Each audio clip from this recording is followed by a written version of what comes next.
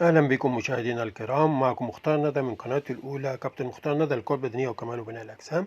هنشوف مع بعض بطل أبطال العالم الكابتن يوسف بدوي ابن بني سويف، مركز الفجر، وزن 60 كيلو، ناشئين تحت 19 سنة، وهو مشارك في بطولة العالم التي أقيمت في الفترة من 3/2 إلى 9/2 هذا الشهر بمدينة شرم الشيخ. هنشوف مع بعض الفيديو ونتابع مع بعض. ما تنسوش اللايك والاشتراك في القناة والضغط على زر الجرس عشان يوصلكم كل الفيديوهات الجديدة إن شاء الله.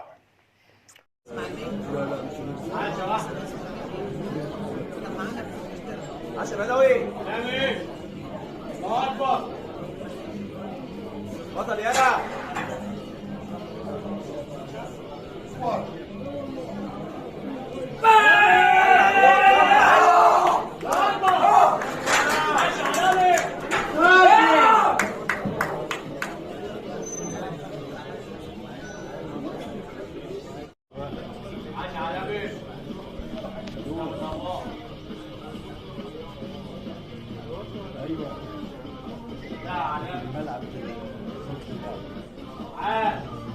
صوت اللعب.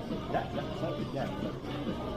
عاش علامي الله اكبر عاش علامي عاش عاش الله اكبر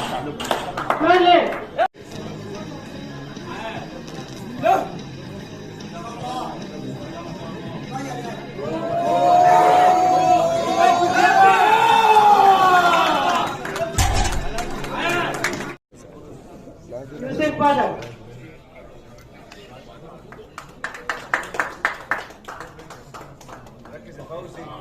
Open category, 75 kilo, AWBC, first place, Mujahid Said Ahmed from Algeria with a total of 580. Mujahid Said Ahmed. يوسف علي المركز الاول